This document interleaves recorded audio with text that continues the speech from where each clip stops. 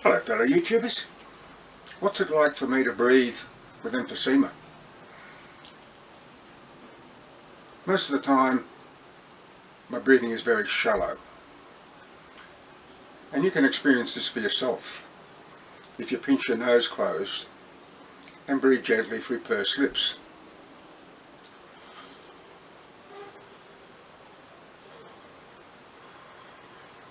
And the worst period for me is usually in the morning. And the reason for that is because with my shallow breathing, I breathe up to 6 times more than an individual with a healthy pair of lungs. So during sleep, my body is deprived of oxygen, but it retains carbon dioxide. But it also depends on what I'm doing. If I'm just sitting and relaxing, I'm okay. But if I get up and walk to the house,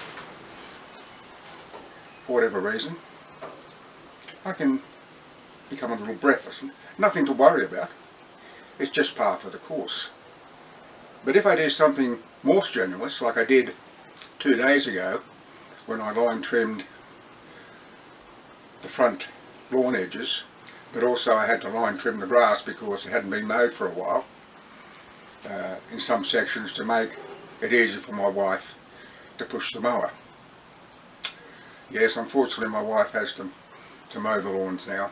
And during that time, I suppose I spent 2 hours, and I had to take about 6 breaks, 2 of which I was pretty breathless. Now I always carry a puffer with me, what asthmatics carry with them, and it can have a little effect. It can help relieve the breathless episode a little, but I need to take 3 or 4 inhalations, which is okay. There's no harm in that. And the reason this is so is that the difference between asthma and emphysema is that asthma is a constriction of the bronchial tubes and is reversible with the inhalation of the Asmol, which is salbutamol. But emphysema is a disease of the lungs. Then there are times I become breathless. I was having a shower, to bending down to wash lower legs and feet, and that breathlessness will continue as I towel myself dry, and for a little while after. And it's times like those I use my nebulizer. Now of course I have my medications. Ultibro is my main medication. I inhale that powder via a little device first thing in the morning, and not too long ago that's all I needed was 1 a day. But recently my doctor suggested I take it twice a day. He said that would be okay.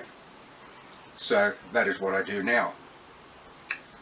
I also have salbutamol that come in little ampules that you squeeze into a nebulizer bowl and use it by the nebulizer. And I have 2 nebulizers. I have one here that is close to my desk in my shed office, and I have another atop the bedside cabinet close to my bed. And I suppose I've been using it on average about 4 times a day, which again there's no risk in. It's perfectly safe to do that. But now that summer's here, and because summer really takes its toll on me, I will probably use it half a dozen times a day, or even more, but with no side effects. It's perfectly safe to do that, and it helps.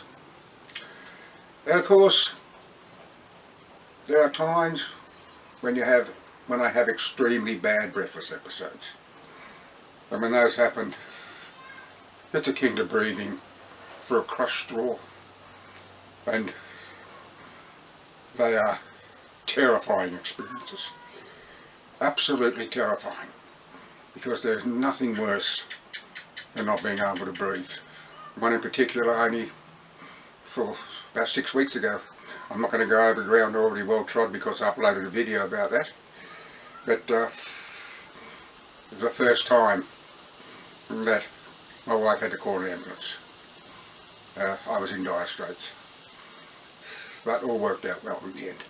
But in the ambulance, the paramedic gave me an injection of prednisol, and it truly is a miracle drug. I was feeling much better in less than 2 minutes. Unfortunately, I can't get the injectable prednisol to have at home. I don't know why. Bureaucracy. And the tablets, they did nothing at all. I'm not on home oxygen as yet. I made an appointment to see a pulmonary specialist 3 months ago. I have another 3 months to wait. 6 months.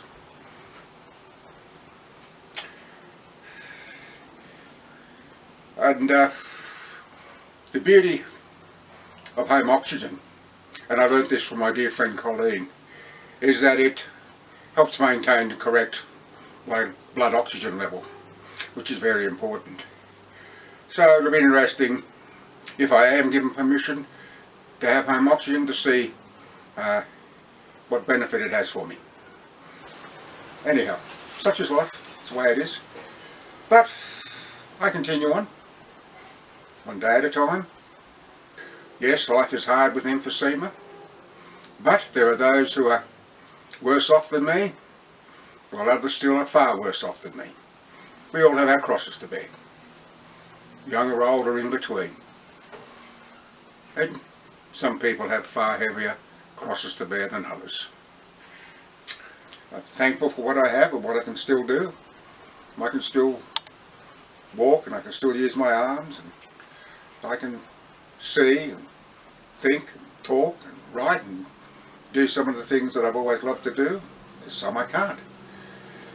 So, as I say, you have to be thankful for small mercies. Well, I want to thank you for watching, and until next time, bye for now. Hello, here comes my dearly beloved, and our dog is out in the backyard.